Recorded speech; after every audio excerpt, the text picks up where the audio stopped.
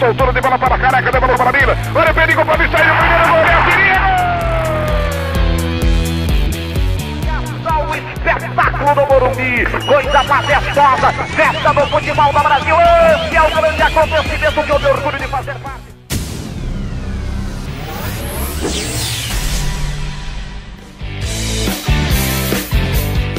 Dividida. Vamos então com mais um episódio do podcast Dividida. O tema hoje são seleções para a gente ficar de olho, né? Seleções do futebol mundial que, de certa forma, não estão, pelo menos naqueles esquadrões que a gente considera o primeiro do futebol mundial, né? A seleção brasileira, a argentina, também a francesa, mas são sim bons elencos que vêm se mostrando potenciais, né, para as próximas competições internacionais. A gente escolheu 5 delas e eu começo aqui com o Guilherme Milani, justamente pela seleção da Ucrânia. Conta pra gente aí o que você vê de diferente que possa justificar a presença dessa seleção no nosso podcast, Milani. Bom, fala galera, fala Léo, fala Bringel. Então, essa seleção ucraniana é uma seleção que promete fazer um certo barulho, tem tudo para fazer um certo barulho nos próximos 10 anos aí do futebol europeu, principalmente. É a atual campeã mundial sub-20, né? Conquistou o título em 2019 na Polônia, com bastante destaques, né? A gente pode destacar que é uma seleção...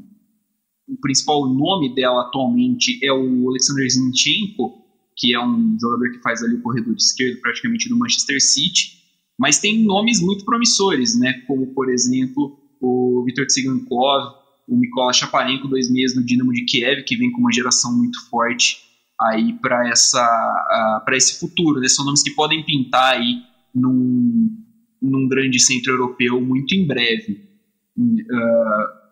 Acredito que não deva ser uma seleção que vai brigar por muita coisa. A gente olha para a Ucrânia, a Ucrânia é uma seleção que apareceu aí em 92, né? Estrearam em 92, acho, se não me falha a memória, depois da dissolução da União Soviética.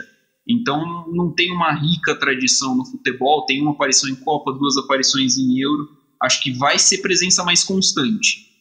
Então, para a galera que gosta do álbum de figurinha, vai ver mais esses nomes complicados aí, de 4 em 4 ou de 2 em 2 para quem for louco o suficiente de pegar os álbuns da Euro também. É interessante, né? A seleção da Ucrânia ela tem muito isso realmente, mas eu ainda acho que está um pouco distante da gente encontrar nomes como foi, por exemplo, o Shevchenko, né? A história da Ucrânia ela praticamente se confunde com a história do atacante que defendeu Chelsea, Milan, entre outras equipes. Um talento absurdo, né? Numa geração que tinha bons atacantes no futebol mundial, ótimos avantes. Me recordo que só alguns deles da época, Eto'o, Henry, que realmente estavam no mesmo patamar que o Shevchenko, e isso mostra a grandeza que ele teve para o futebol. E eu acho que talvez... por mais que a gente tenha bons nomes hoje na seleção da Ucrânia, não vejo nenhum deles nesse momento despontando pelo menos como um talento possível nesse mesmo nível. E para a gente continuar, Bringel, qual que é a próxima seleção aí que você vai destacar para a gente? Então, Léo, falando um oi para você, para o Milani, a gente vai falar da Noruega, porque a Noruega é uma seleção muito interessante, porque ela tem 2 jogadores que vêm causando um impacto bem grande nos últimos anos, principalmente o Haaland e o Odegaard. O Odegaard acho que todo mundo vai lembrar, uns 4 anos atrás, quando ele causou muito barulho na internet com uns vídeos absurdos, e depois ele foi contratado pelo Real Madrid, aí depois foi para o Vitesse, depois ano passado pelo Real Sociedad, foi muito bem lá. E o Haaland é o cometa, né? O cara sensacional, vem fazendo uma temporada absurda pelo Borussia, desde quando ele chegou no meio da temporada passada. E essa seleção da Noruega é interessante, eu acho que ela tem algumas coisas similares com a Ucrânia, no sentido de que, tipo, essa talvez seja a melhor geração dessa seleção após a principal ou a mais conhecida dela. Porque, como você disse, da Ucrânia foi a geração do Shevchenko, que é a geração que basicamente todo mundo conhece e ninguém lembra de muitas outras. E a Noruega, a única geração que o pessoal lembra é a dos anos 90, que foi para 2 Copas do Mundo. Então, essa geração tem tudo para se destacar no cenário europeu, para ter boas classificações na Euro, na Liga das Nações, fazer uma boa campanha. Lógico, não dá para competir com as grandes seleções, porque o talento ali não é tão amplo quanto em outras seleções. Mas tem, como eu disse, o Haaland é muito bom jogador, o Odegaard, o Sørloth, que está jogando no Leipzig, que é muito bom jogador, o Peter Hauge, que chegou no Milan agora, que fez um gol na Euro. São talentos que dá para se lapidar e construírem um bom time, como algumas das seleções nórdicas fizeram nos últimos anos, né? Algumas delas talvez nem tinham super craques que nem o Haaland e o Odegaard, mas tinham peças importantes que dá para formar um time interessante e ser minimamente competitivo, né? Então eu acho que essa seleção da Noruega tem tudo para fazer algo similar a isso. E eu acho que talvez uma diferença que a gente possa colocar aqui, acho que vocês vão concordar comigo, com a Ucrânia, é que a Noruega tem um jogador que aí sim destoa demais dos outros, e eu diria que destoa muito da maioria dos atacantes do futebol mundial hoje, inclusive, mesmo com a idade ainda muito, muito baixa, né, 19 anos de idade, o Haaland é um talento absurdamente meteórico, né, para usar a palavra que o Bringel usou aqui. É um desses jogadores que a gente, pelo menos a minha expectativa é que facilmente ocupem um posto no futebol mundial que hoje é de atacantes como Lewandowski, como Suárez. Eu acho que é só questão de tempo e de rodagem para esse valor individual assumir essa posição como realmente um centroavante e talvez ser o que para a Ucrânia foi o Shevchenko. Eu acho que ele tem o potencial. Se ele vai virar ou não, a gente, claro, faz a ponderação, né? O futebol é muito dinâmico, muita coisa pode mudar. Lesões, inclusive, de repente alguma mudança no comportamento do próprio jogador que desfoca muitas vezes quando está no auge muito cedo, né? E não consegue absorver tudo isso. Mas eu acho que é um jogador que surge com pelo menos essa capacidade, né? Para conseguir fazer a diferença. E para a gente seguir aqui também na lista de seleções, né? A gente pode citar uma seleção cujo futebol não era lá um esporte tão praticado assim até pouco tempo atrás, né, Milani? Exatamente, Léo. Já faz algum tempo que a gente que é do futebol, a gente ouve falando, não, mas se os Estados Unidos focarem no desenvolvimento do futebol, os caras dominam o esporte e tudo mais. E não é a geração que vai ganhar uma Copa do Mundo para os Estados Unidos, mas é uma geração que eu acho que pode mudar o patamar assim, da seleção, assim, né? Você tem um cara como Christian Pulisic, que é um grande destaque aí, já tem algumas temporadas, né? Surgiu muito bem no Borussia Dortmund, comprado pelo Chelsea, tem tudo para se desenvolver num grande jogador. Ele é novo, tem só 22 anos ainda, né? E ele é seguido assim por uma geração muito interessante de jogadores americanos que estão tendo formação na Europa. Então é uma formação diferente de, por exemplo, você ser formado nos Estados Unidos. Caras como Tyler Adams do RB Leipzig, que por incrível que pareça é formado nos Estados Unidos, né? Enfim, mas o Weston McKennie, que começou no Schalke 04, o Timothy Weah, que é da base do PSG, filho do Jorge Weah. Ele nasceu nos Estados Unidos e falou que queria defender o país. Giovanni Reina, do Borussia Dortmund, Serginho Dest, atualmente no Barcelona. Todos esses caras têm menos de 21 anos. Todos esses caras têm pelo menos uns 15 anos de seleção, que pode contribuir muito para uma mudança de patamar do futebol norte-americano, né? Outros caras que podem dar um destaque, por exemplo, como o Zach Steffen, goleiro, que começou na MLS, né? Parece ser o nome mais seguro para os próximos anos do gol dos Estados Unidos. O Anthony Robinson, lateral do Fulham, né? Nascido na Inglaterra, passou pela base, fez todo o processo de formação na Inglaterra, né? E outro jogador, além do Zach Steffen, que é uma curiosidade, é o Mark McKenzie, zagueiro do Philadelphia Union, que é um dos caras mais bem cotados da MLS hoje.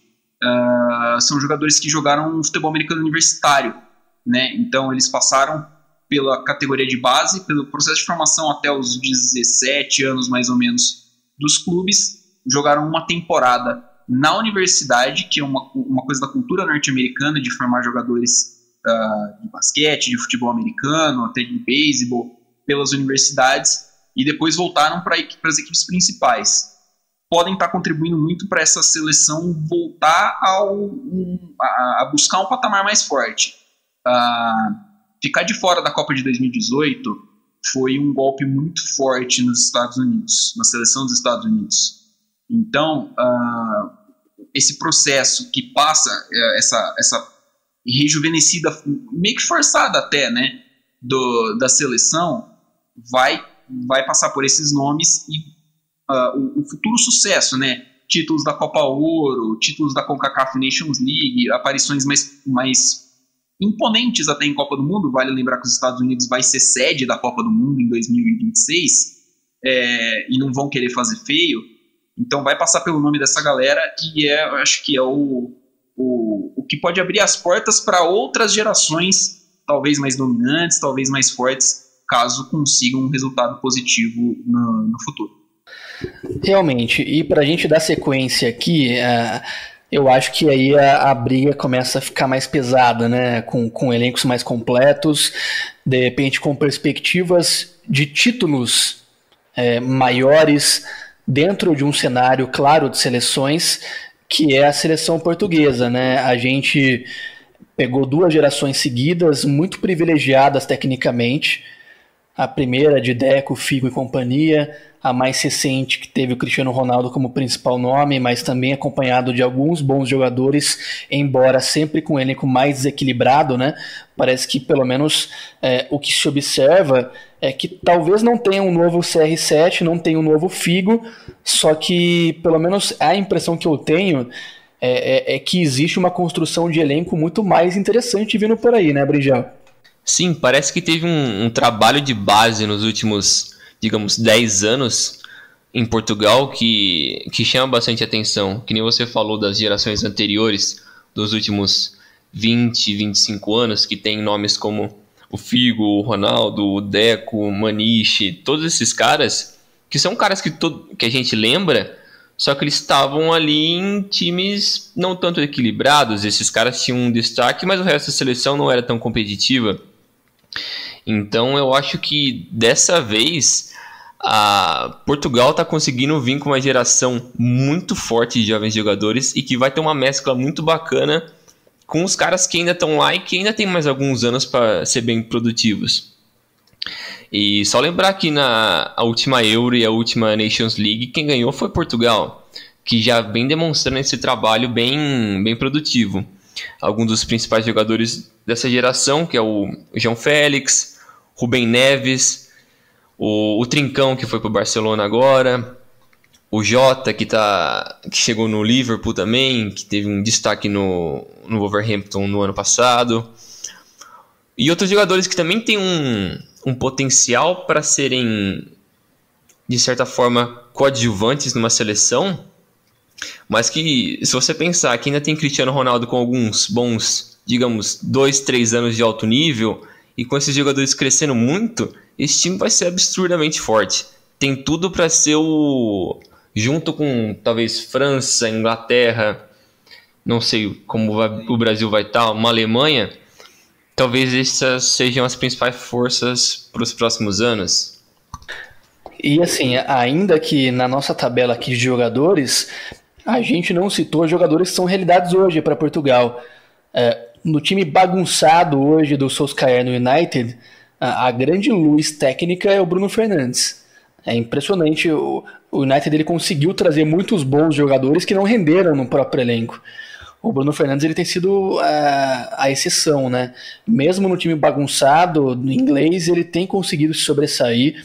Tecnicamente é muito bom jogador, tem uma visão de jogo assim muito diferenciada, que também é aliada a uma capacidade de se movimentar também muito legal dentro de campo, né? Não é um jogador estático, muito pelo contrário, consegue transitar bem entre as linhas. É um desses jogadores que a gente cita que não é mais uma revelação, é uma realidade, tem acho que 25, 26 anos, tem bons anos pela frente ainda de futebol para jogar, 27 anos de idade, o Brinjal me confirmando agora. E além do Bruno, né, a gente tem também ali com um potencial legal, pela direita, né, pela ponta ali, o Bernardo Silva, que está no rival do United, está no City hoje, também muito rápido, muito veloz. Complementando também o que o Brinjal disse, você coloca um CR7 como centroavante, alguém mais estático na frente, só para realmente ser aquele finalizador, aproveitando muito bem o que ele tem e também relativizando aquilo que ele não tem mais, que é a mesma explosão de antes, né? Acho que dá para construir uma seleção aí para de repente pensar sim, por que não? Em chegar numa semifinal de Copa do Mundo, até numa final. Se a Croácia chegou, não vejo motivos para duvidar que Portugal também tenha essa capacidade. Para a gente fechar o nosso top 5, Milani, qual que é a seleção elencada aí? Fechando o nosso top 5, Léo, é a Inglaterra, né? Muito se fala também de grandes gerações inglesas, né? Que às vezes acontece uma sobrevalorização, né, do futebol inglês, de jogadores ingleses. Mas essa parece ser uma geração que está mais perto de atingir esse patamar que se espera, né, da seleção inglesa. Olhando 2 anos atrás, você tem uma geração em começo, em formação ainda, que muito se diz que foi por um caminho fácil, mas chegou numa semifinal de Copa do Mundo. Inglaterra é a atual quarta colocada da Copa do Mundo de 18, né?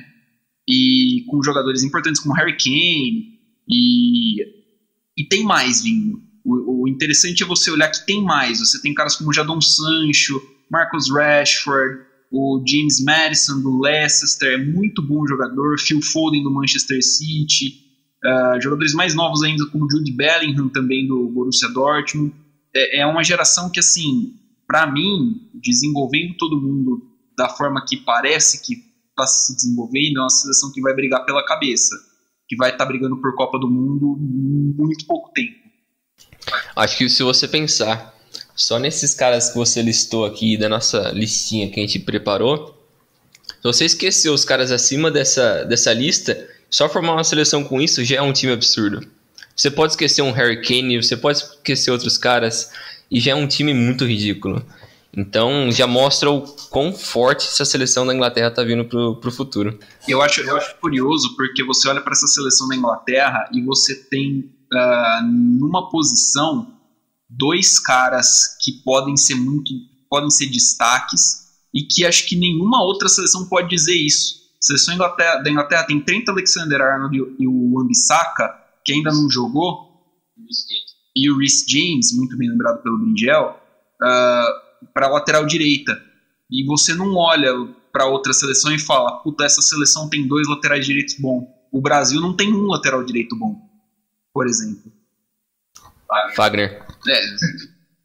O Tite está convocando o Gabriel Menino para jogar de lateral direito, né? Então, é uma seleção que tem 2 laterais direitos que podem ser de um nível absurdo. Acho que passa muito pela construção do time, de como vai ser utilizado. Acho o Southgate bom técnico para o nível de seleção. É um cara que vai saber trabalhar esses talentos. Então, é uma seleção para ficar de olho bem aberto.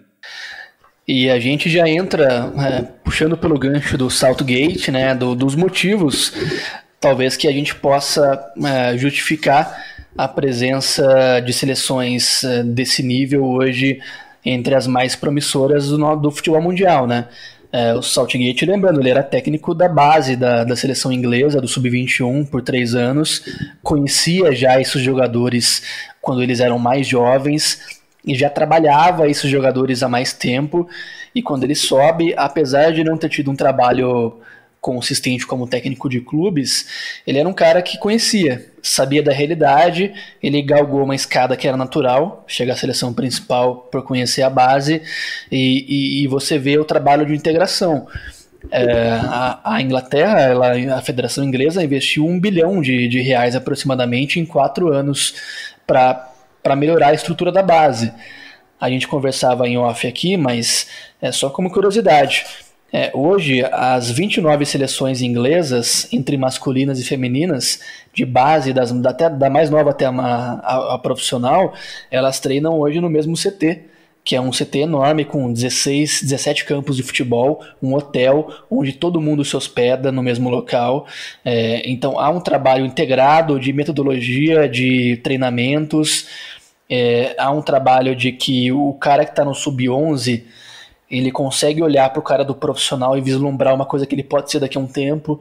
Então acho que ter essa perspectiva para um jogador muito jovem é importante para ele crescer como objetivo de carreira, né? Então, assim, não é por acaso que é uma seleção que tem construção.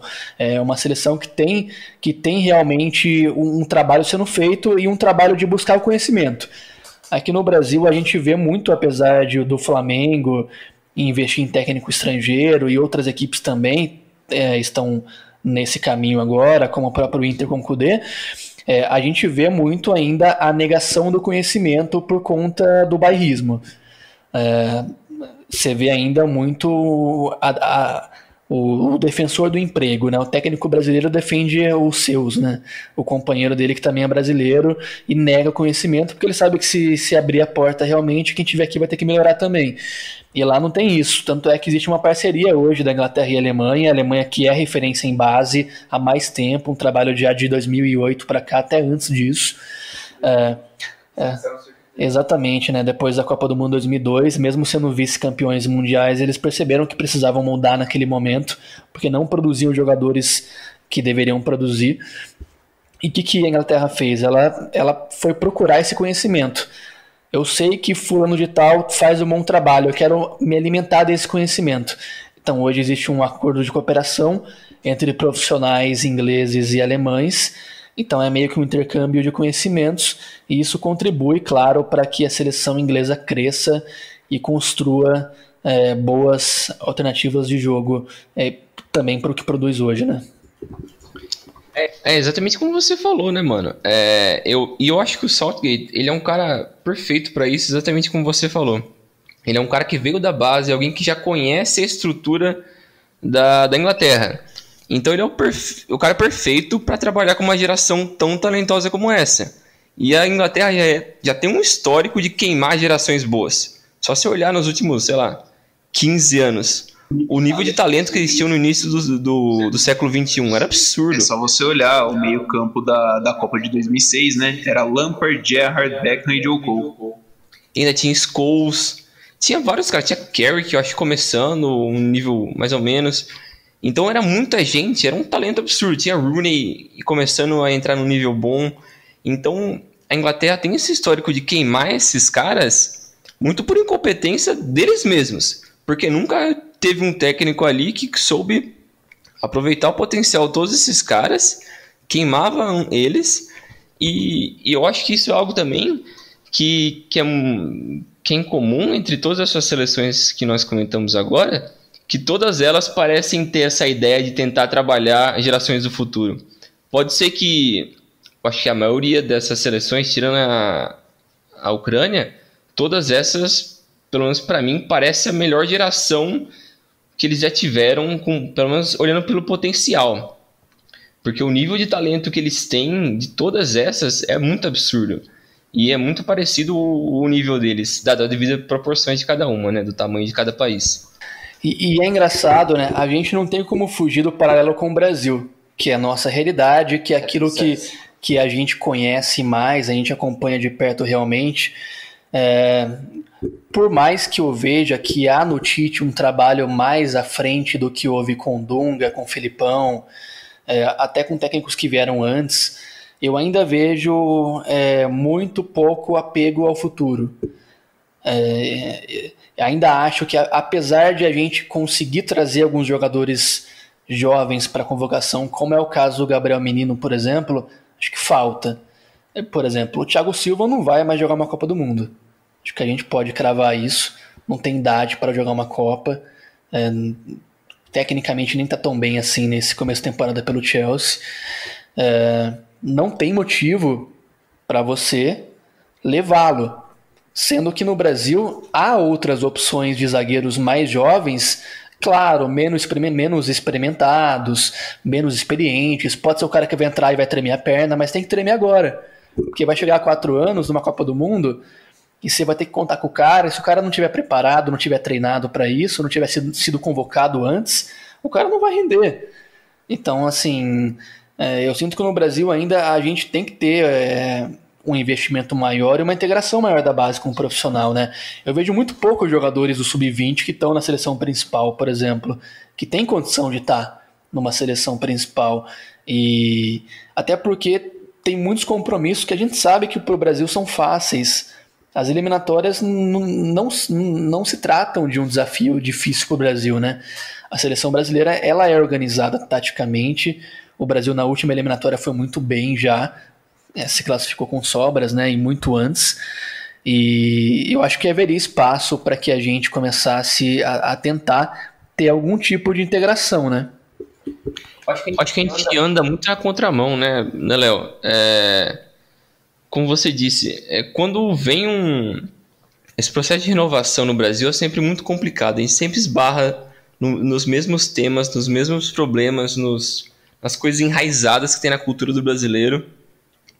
E é aquele negócio, quando aparece um cara talentoso, eles não dão oportunidade pro cara, porque tem um outro cara que o técnico gosta mais, ele tem um apego maior, que isso e aquilo, não dá oportunidade pro cara. Aí ele acaba meio que não crescendo ou tendo a experiência necessária para quando ele ser o cara para ser o responsável para ajudar a seleção, ele não consegue. E quando aparece alguém no acaso, um talento no acaso, já que a gente não sabe investir na formação de base, quando aparece alguém assim, a gente trata mal até o cara querer ir jogar em outra seleção ou você pensar nele quando o cara tiver 20 e poucos anos. Então você está matando o talento desde o início. Eu concordo com o Léo que o processo de renovação, não sei nem se dá para falar de renovação, porque a seleção acho que jogou a Copa de 2018 já não era tão velha em termos acho que de idade, acho que dá para reaproveitar bastante gente, mas o processo de renovação da seleção poderia ser mais agressivo.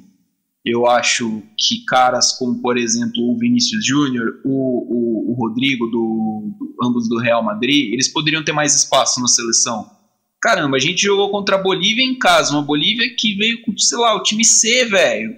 Os caras vieram com o time C aqui, depois fomos jogar com o Peru, sabe? Dá pra você testar mais gente. Aí você olha pra convocação do Tite, o Tite convocou a seleção hoje, mudou 3 nomes, cara.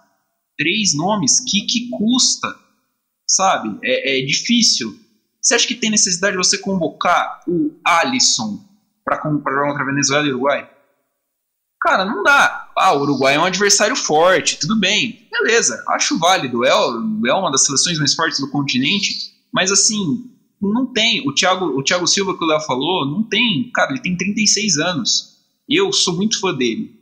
Pra mim, o melhor zagueiro do século no Brasil. O melhor zagueiro brasileiro do século. Mas não dá, passou, acabou o tempo dele. Muito obrigado. E já era. Dá pra você abrir espaço para outros jogadores. Mesmo que esses caras não vão ser titulares agora. Leva a molecada.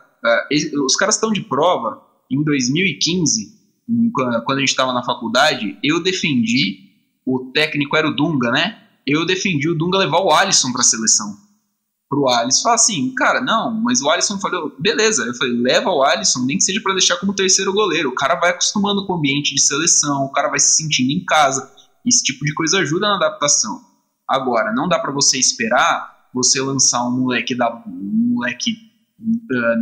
uma camisa da seleção brasileira na Copa do Mundo. Não dá, a camisa é pesada, a pressão é grande. O Brasil, a gente não tem aquela pressão... aquele negócio de será que a gente vai classificar? Não, pra gente a questão é quando. E aí, quando você chega na Copa do Mundo, qualquer coisa que não seja título é fracasso. Não interessa. Porque é o que a gente foi acostumado. Então, para lidar com essa pressão, para lidar com esse tipo de coisa, ou você faz, ou você usa, você renova a seleção durante os testes, durante amistoso, ou durante as eliminatórias, que eu acho que seria mais justo, porque são jogos competitivos.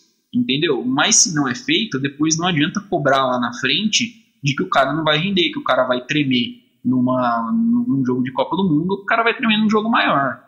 É isso, né? É isso. E a gente olha pro que é feito no Brasil, eu vejo muito uma postura conservadora dos profissionais que atuam no Brasil, de certa forma, tanto na seleção brasileira quanto no futebol realmente corriqueiro aqui do nosso país. Você tem, por exemplo, situações em que você pode. Eu acho que a gente tem que parar com a ideia de que seleção tem que ser sempre os mesmos 11, sabe? Porque vai chegar na Copa, pode ser que o Firmino tenha tido uma lesão no joelho, tenha rompido o ligamento e não vai estar bem. E aí como é que você fica? Você pode chegar na Copa e depender do chute do Renato Augusto para passar de fase contra a Bélgica. Faz quantas Copas que a gente tá falando isso do elenco, mano? Que a gente reclama que o elenco não tá bom. Faz quantas Copas aí que convoca errado? Meu Deus do céu. Exato, e é isso.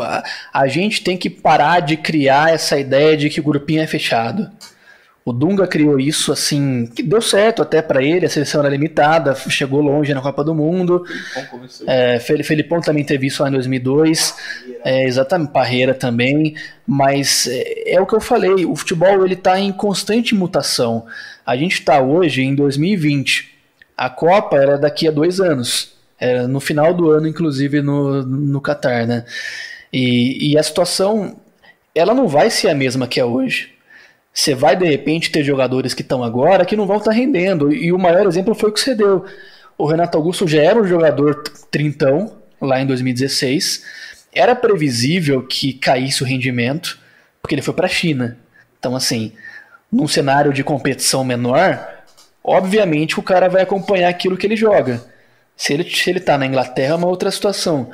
Então, assim, era previsível que o Brasil fosse depender de uma alternativa para esse jogador. E o Brasil não produziu um plano B. E tinha tempo, essa é a questão. Tinha cenário para isso, tinha território para isso. E hoje é a mesma coisa. Eu acho que, por exemplo, o Menino, ótimo que ele levou o Gabriel Menino, mas ele leva como volante, que é como ele está jogando hoje no Palmeiras. O Patrick de Paula pode estar também levaria, porque para mim joga mais que o Menino, inclusive. Você tem outros jogadores também que estão na Europa, de atacantes, o Matheus Cunha pode surgir aí no futuro. Hoje ainda pode não ser, mas testa, leva, o cara se acostumar com o ambiente. Às vezes o cara coloca a camisa de uma seleção como a do Brasil, ele cresce, a moral eleva. Então acho que assim, pode haver mais espaço para testes, e quando eu falo teste, não é testar o Thiago Galhardo, com todo respeito a ele, é um ótimo jogador, tá muito bem, estão pedindo ele agora, mas não vai jogar a Copa do Mundo, desculpa, mas não vai jogar. É bom jogador pro cenário nosso, mas não tem idade mais para longo prazo. É levar jogadores que estão surgindo agora. O Brasil, por exemplo, podia ter levado o Firmino pelo menos uns 3 anos antes. O Firmino já era um puta meia, era um meio campista, na verdade, né, no futebol alemão, no Hertha. No Hoffenheim, exatamente, desculpa. Então, assim, já tinha condição de estar jogando antes, num cenário que o Brasil não tinha meia, ele podia ocupar esse espaço, e aí o cara, somente quando foi pro Liverpool, ele se tornou uma vitrine para a seleção brasileira. O Diego Costa, o Brasil sem centroavante, levamos o Fred e Jô. Eu sei que você gosta do Fred, eu também gosto, mas assim, o Diego Costa naquela ocasião era mais atacante que os dois. Então, assim, o Brasil perde muita oportunidade de levar bons jogadores que poderiam cumprir papéis melhores do que quem está no elenco hoje. Eu acho que um exemplo desse é o Coutinho em 2014. O Coutinho faz um 13-14 bom pra cacete e não é nem considerado pra Copa. Né? E aí depois ele vira um membro regular e hoje eu acho que ele já não deveria mais estar na seleção. Mas pra mim, você estava falando de renovação, de a gente olhar talvez... trazer, você citou o nome do Patrick de Paula, citou o Gabriel Menino como volante. Desculpa, para mim é inconcebível você pegar o Arthur e convocar ele e não pegar o Gerson, por exemplo. Cacete, o Gerson faz 1 ano inteiro que tá comendo a bola aqui no Brasil e nada. Sei lá, respeita a posição, né? Então, o Everton Ribeiro, gosto muito, muito bom jogador. Craque, aqui no cenário brasileiro, sobra, com folgas. Mas ele já tem 31 anos. Acho muito difícil que ele vá jogar a próxima Copa também, né? Acho que também dava para buscar outras opções. Sobre isso o que você falou também do grupinho fechado, eu gosto de lembrar. O Paulinho jogou 2 Copas do Mundo pelo Brasil como titular, cara. Não dá, sabe? Eu acho que assim, a gente tem muito talento aqui. O Brasil, a gente olha para o Brasil, a gente é favorito em todos os campeonatos que a gente disputa, porque aqui sempre teve muito talento. Mas aí a gente precisa começar a trabalhar melhor isso. Você quer ver duas opções, para mim, anos-luz do Paulinho, que naquela ocasião estavam disponíveis? Jorginho e Alain. 2 jogadores no futebol italiano, dupla de volantes, entrosados os dois, inclusive. Dá para levar os dois. Dá para ser titular os dois, inclusive. Aproveita o entrosamento que eles têm no Napoli, na época, né? Jogavam pelo Napoli os dois. São meias de qualidade absurda. Hoje eu já acho que o Alain não tem mais idade para jogar, porque já tá com 28, 29 anos, se eu não me engano. E nem o Jorginho. Mas Já foi pra Itália, né? o Jorginho também defende hoje a Itália, escolheu atuar pela seleção europeia. Mas assim, parece que sempre quem tá na seleção vê muito menos futebol do que um moleque de 13 anos que tá em casa, que adora futebol, que vê a Premier League todo sábado. Eu tenho a impressão que os caras não conhecem, não veem futebol, não estão antenados no que está acontecendo. Como é que você explica, por exemplo, na última convocação, eu levaria os dois, mas você levar o Rodrigo e não o Vinícius? O Rodrigo era reserva do Vinícius. Assim, cara, cadê a coerência? Eu levaria os dois para testar. Não preciso levar pontas que estão, não preciso levar o Neymar, por exemplo. Mas assim, levou o cara que era o titular, o reserva e não levou o titular. Então como é que você explica isso? Parece que tem um manual que todos os técnicos brasileiros têm que seguir, né? Todos eles fazem as mesmas coisas, os mesmos erros. Vocês citaram inúmeros jogadores aqui, jogadores que tiveram bons momentos na carreira, mas nenhum deles mereciam estar numa Copa do Mundo. Estavam lá porque tinham alguma intimidade com o técnico, ou porque jogavam num grande clube, mas isso não necessariamente garante você numa Copa do Mundo e garante que você vai jogar bem na sua seleção, que você vai desempenhar o seu papel. E o que você estava falando antes, a gente sempre... Parece que a gente não aprende de perder os talentos. A gente não sabe olhar para os jogadores que estão na nossa base, ou os que estão jogando em outros clubes, que saem do Brasil cedo. Que custa? Meu Deus, não tem um olheiro decente que você consegue falar para ele: olha Portugal aqui, a Série B de Portugal, a Série A. Meu Deus, não dá para você olhar para os caras e assistir o jogo. O cara vai passar, 2 dias assistindo uma rodada. Não é possível que ele não vai conseguir compreender que o jogador A ou B tem um mínimo de talento para você considerar ele ao invés de alguém. É tão difícil minimamente ser racional assim. Os caras não conseguem. E aí volta na comparação com a Inglaterra, né? A gente olha para a geração inglesa hoje e a base de jovens que está evoluindo nesse momento é uma base atuando e evoluindo, atuando na Premier League. Ou seja, a Liga Nacional sendo um instrumento de evolução daquele potencial, o que é o totalmente contrário do Brasil. Os grandes valores individuais do Brasil são jogadores que saíram muito novos daqui, com deficiências gravíssimas de fundamento, como é o Vinícius Júnior, um cara habilidosíssimo com a bola no pé, mas não sabe finalizar. É impressionante. Jogadores que saem com problemas graves técnicos e lá fora são lapidados, né? A gente citou muitos exemplos, né? Até mais a longo prazo, de Daniel Alves, de Davi Luiz, nem tanto, mas porque não foi também pela seleção brasileira, mas foi importante, né? Exatamente. Você tem muitos, o próprio Thiago Silva, o Ederson. A gente não viu ele jogar aqui praticamente, né? O Alisson um pouco mais, mas o Ederson bem menos. Então, assim, o Brasil, a gente só dá certo porque a gente fornece mão de obra para o mundo. Porque se fossem jogadores aproveitáveis no Brasil, a gente não ia estar com uma seleção tão boa assim, né? Eles lapidam o talento. Exatamente. É um pouco do que acontece nos Estados Unidos. É um trabalho de base que tem bons jogadores, mas hoje, pelo menos no meu entendimento, a seleção promissora norte-americana ela é mais mérito de quem está fora. Que você tem hoje scouts que vão buscar o sub-13 do New York, o Red Bull, por exemplo. E aí você pega jogadores que estão lá no sub-13, sub-15 e você lapida ele na Inglaterra, ou na Alemanha, ou na Itália. E aí eu acho isso hoje o Brasil muito comparável com os Estados Unidos. tá produzindo bons jogadores, mas são jogadores que só estão alcançando aquilo que eles podem conseguir porque eles vão para um centro melhor, onde eles conseguem ser mais lapidados, né? Ali pela Copa de 2014, a seleção dos Estados Unidos tinha... Eu não vou lembrar ao certo quantos era, eu lembro de um nome específico, que é o do John Anthony Brooks, que jogava no Hertha. Mas a seleção alemã tinha muitos jogadores nascidos na Alemanha, que eram filhos de militares que ocuparam ali aquela região na Segunda Guerra Mundial, fica por lá, e o cara é americano pelo sangue dos pais, né? Então ele tá apto a jogar pela seleção dos Estados Unidos. Mas é muito isso que você falou, a gente acaba terceirizando esse processo de formar o jogador, né?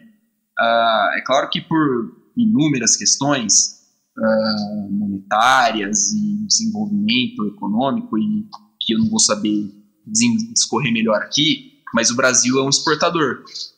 O bloco europeu, por exemplo, países mais emergentes, têm dinheiro para vir aqui e contratar os nossos talentos, né? Então, hoje, para um moleque, ele já sabe que é melhor ele sair do Brasil e se desenvolver na Europa do que ficar aqui, do que ficar a carreira dele aqui.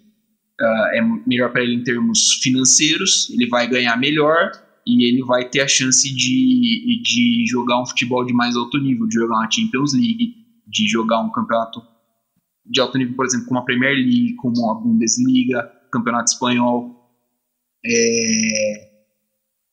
A diferença que a gente notou, por exemplo, das seleções que a gente falou, a Inglaterra é a única que é uma das 5 grandes ligas, né, das famosas 5 grandes ligas do futebol mundial. E talvez talvez não, né? E é a que tem a seleção mais fraca, a que demorou mais talvez para desenvolver a sua seleção. Então esse passo que a seleção inglesa dá, ele vai passar muito pela Premier League.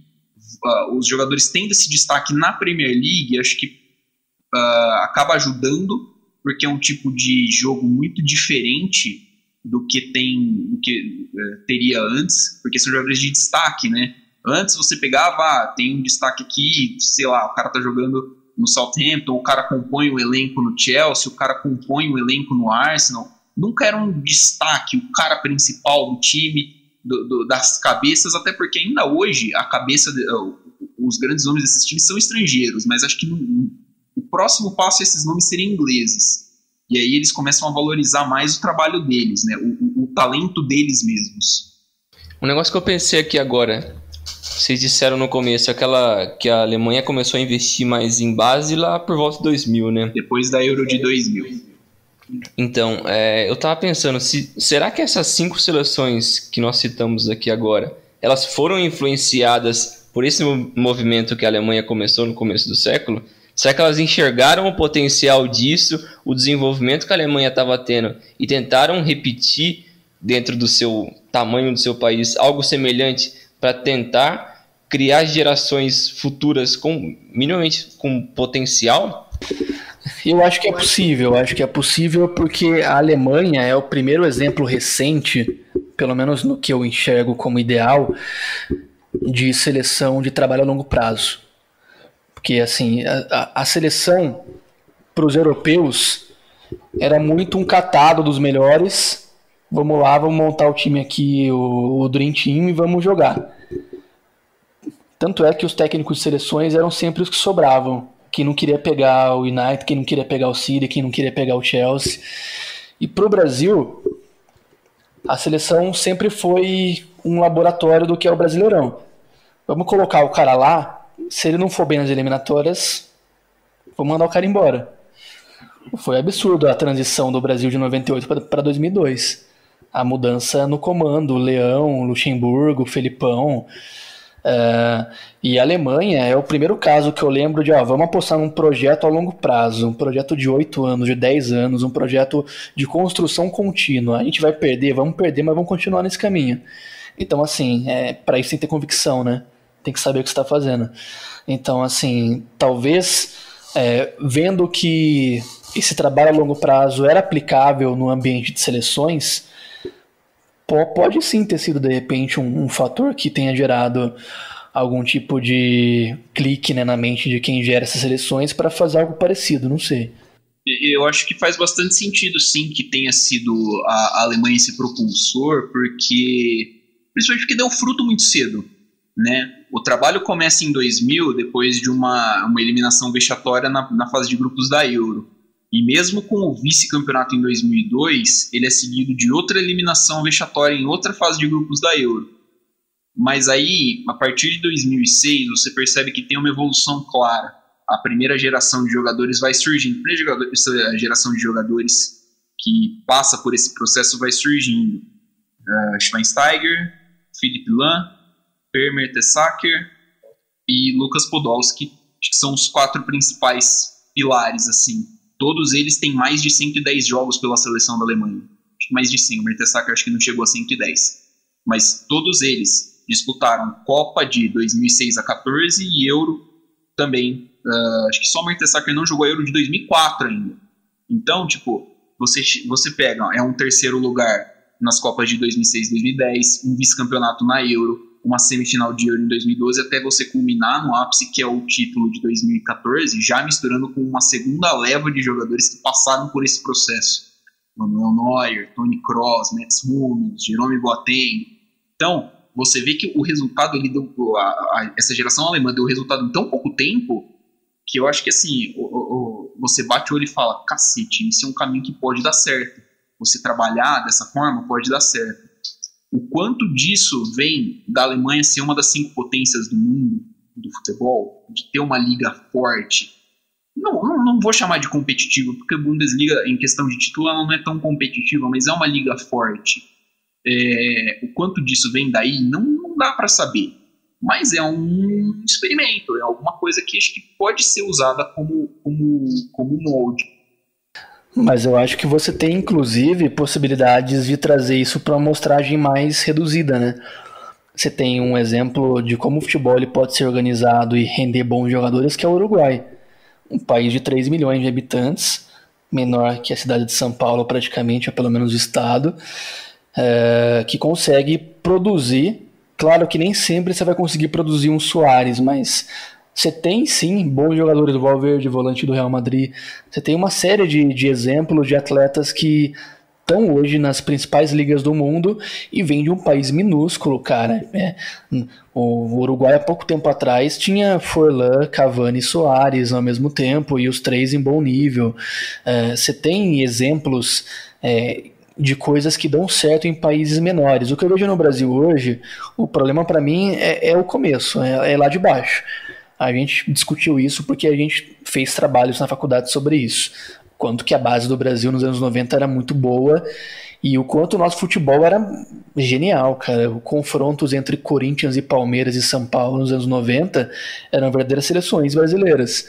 Por quê? Porque o time lá do Tocantins tinha lá um moleque de 16 anos que rendia.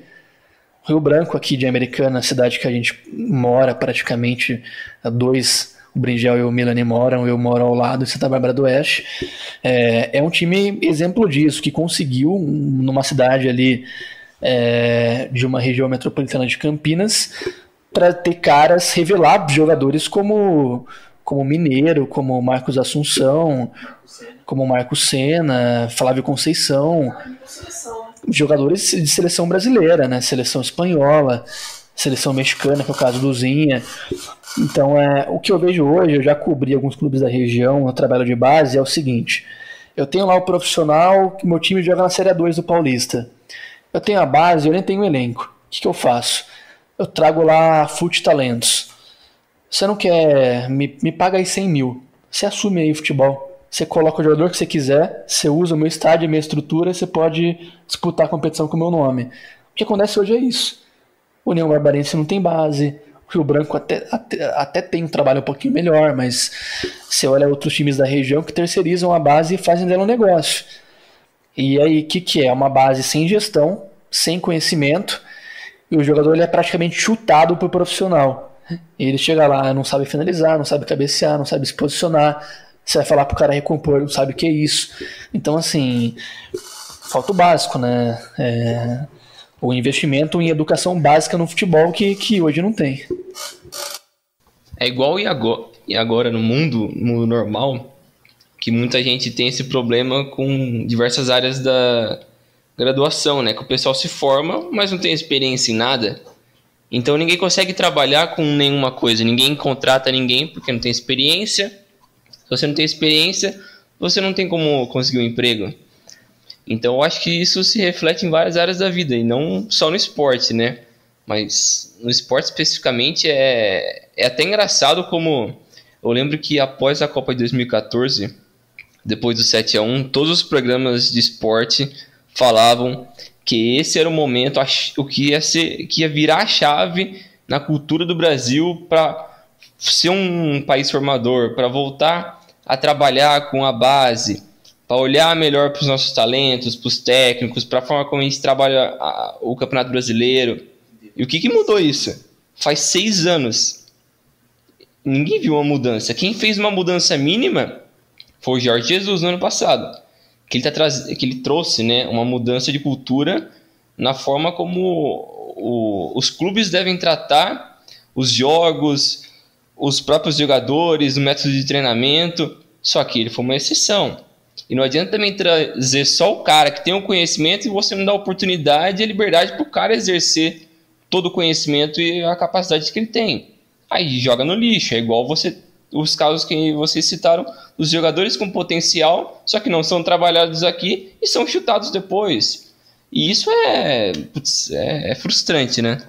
E é difícil, né? É difícil porque eu sinto que a gente, apesar de ter tido alguma melhora no nosso futebol, eu sinto que a gente está muito preso ainda na antiguidade, em conceitos de futebol mesmo, né?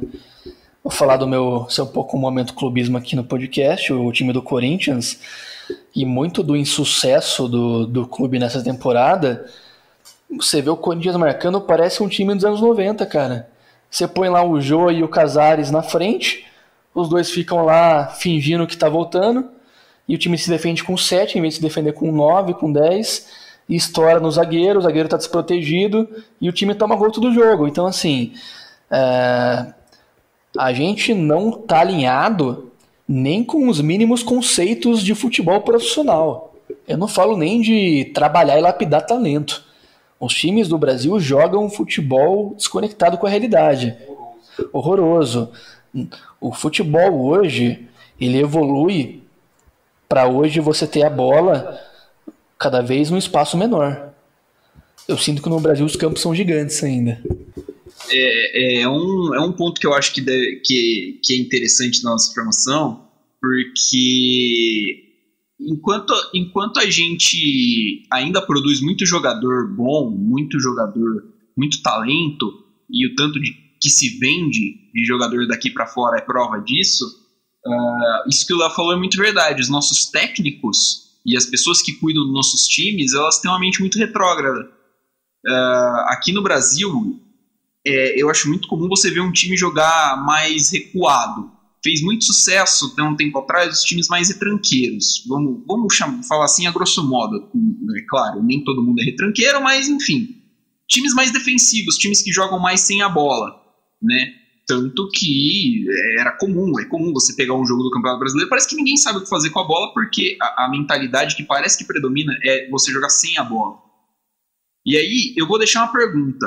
Como é que você quer que o Brasil jogue, a seleção brasileira jogue um futebol bonito, se quem treina a seleção brasileira tem essa mentalidade? Como é que você quer que a seleção jogue um futebol ofensivo, se o técnico está acostumado a ganhar campeonato aqui no contra-ataque, a ganhar um jogo fechando todo mundo lá e jogar por uma bola e tudo mais? É só você ver o Filipão, que é o último técnico campeão do mundo pelo Brasil, é um técnico defensivo.